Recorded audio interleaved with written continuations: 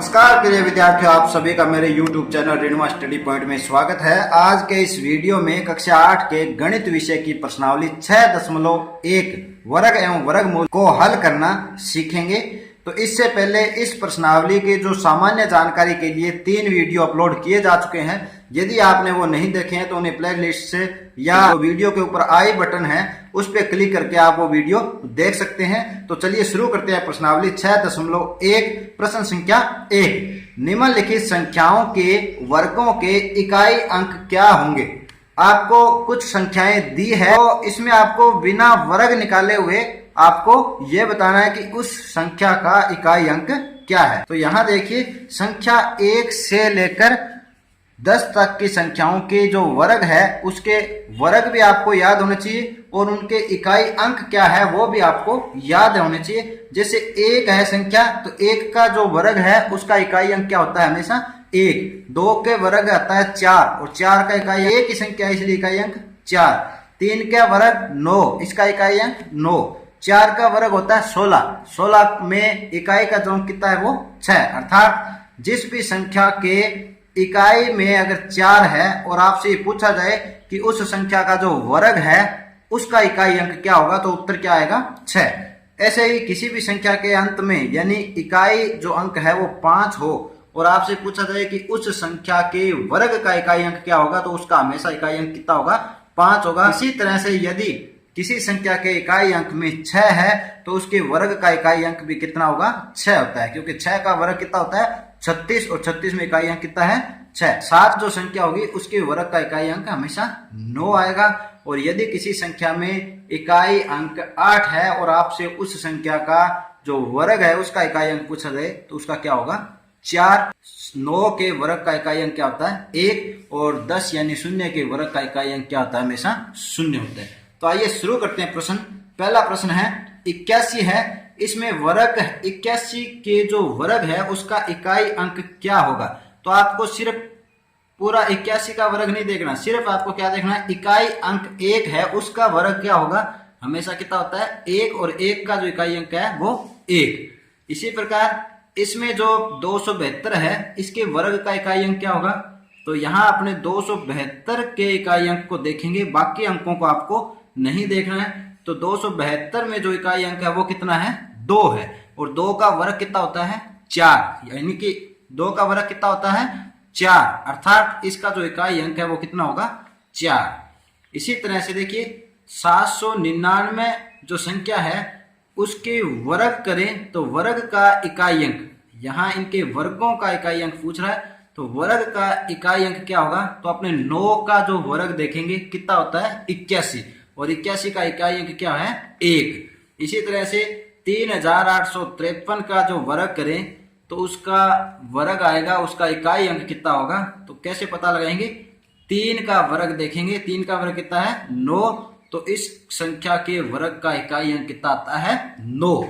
इसी तरह से 1234 के वर्ग का इकाई अंक कितना आएगा।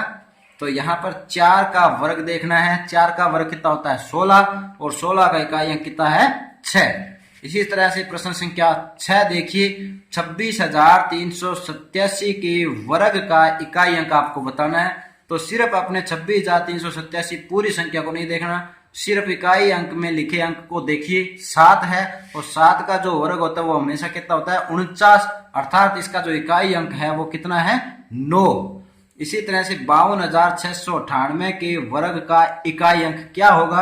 अब तक आप सीख गए होंगे कि अपने को क्या देखना है, सिर्फ 8 के वर्ग का इकाई अंक देखना है। 8 के वर्ग का इकाई अंक कितना होता है, 8 का वर्ग होता है 64 और इसका इकाई अंक कितना हो गया 4। इसी तरह से यहाँ 0 आ रही है, 0 के जो वर्ग है उसका इकाई अंक कितना होता है 0।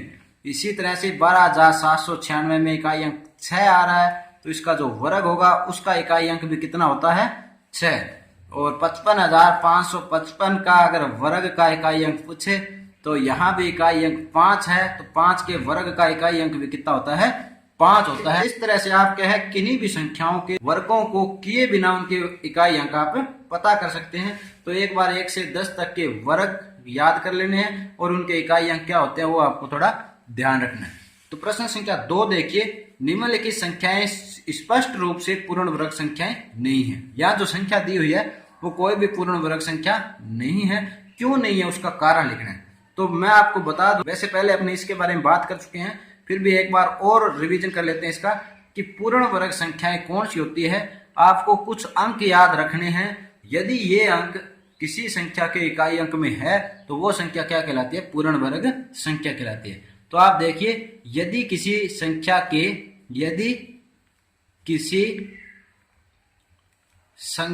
के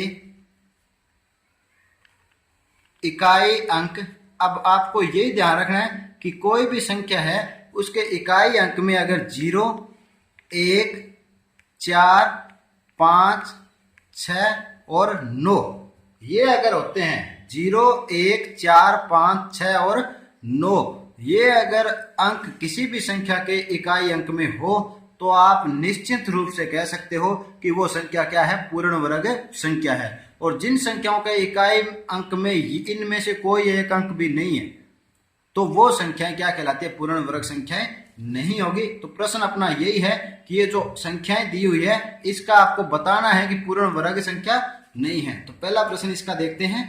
1057 है, वो पूर्ण वर्ग संख्या नहीं है। क्यों नहीं है? पूर्ण वर्ग संख्या का अर्थ क्या होता है कि यदि इसका वर्गमूल निकाले तो एक पूर्णांक के रूप में आना चाहिए, तो वो संख्याएं कहलाती है पूर्ण वर्ग संख्या।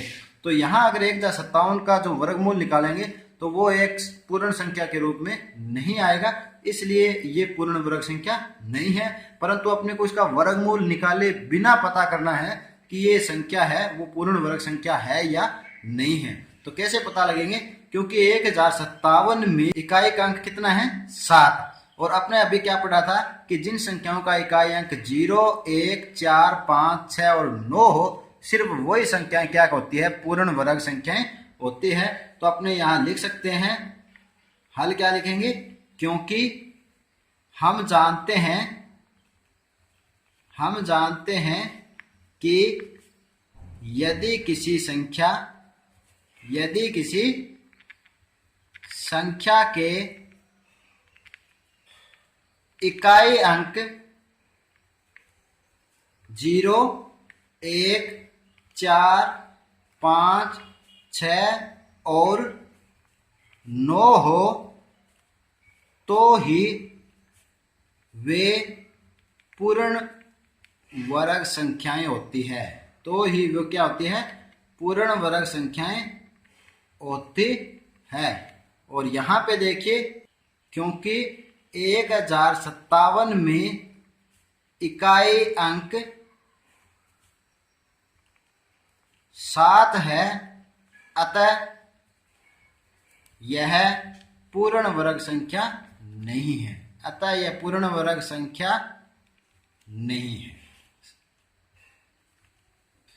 चलिए एक अलग तरह का उदाहरण लेते हैं, 5वां प्रश्न।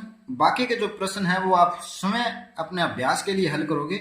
इसी का जो 5वां देखिए, 64,000 ये जो संख्या है उसको आपको बताना है कि पूर्ण वर्ग संख्या है या नहीं है। ये थोड़ा अलग है। तो यहाँ देखिए, क्योंकि इकाई अंक कितना है इसमें, 0। और अपने बात कर चुके हैं कि यदि किसी संख्या का इकाई अंक 0 है तो वो पूर्ण वर्ग संख्या होती है। परंतु यहाँ देखिए, इकाई अंक 0 है फिर भी ये पूर्ण वर्ग संख्या नहीं है।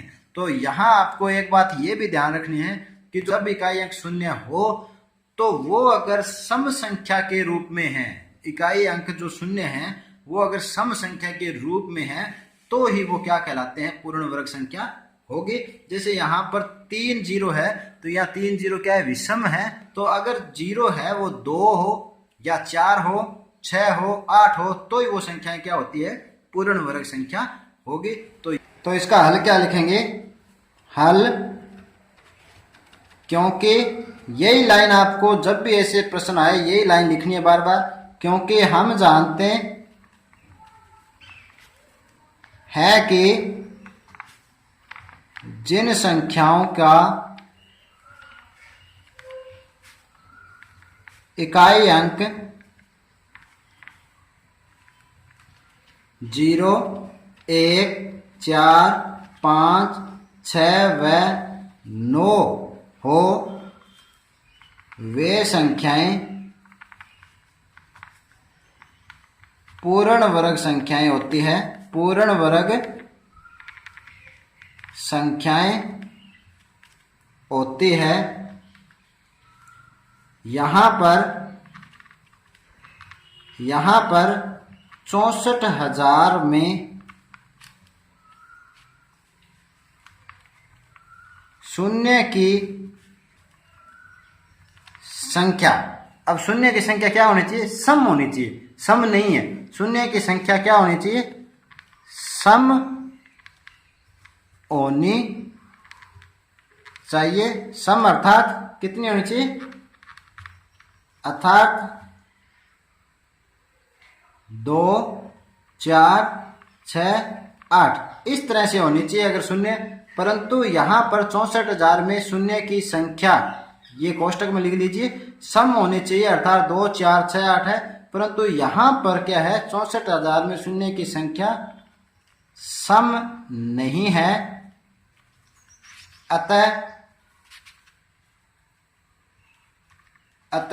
64,000 एक पूर्ण वर्ग संख्या नहीं है। 64,000 एक क्या है? पूर्ण वर्ग संख्या नहीं है। तो इस तरह से इन प्रश्नों को आपको हल करना है। तो उम्मीद करता हूं कि आज के वीडियो में समझाए गए सभी प्रश्न आपको अच्छी तरह समझ आए होंगे। यदि आपको ये वीडियो अच्छा लगे तो अपने दोस्तों के साथ लाइक और शेयर जरूर करें। तो आज के लिए इतना ही, मिलते हैं नेक्स्ट वीडियो में नए टॉपिक के साथ। तब तक के लिए धन्यवाद।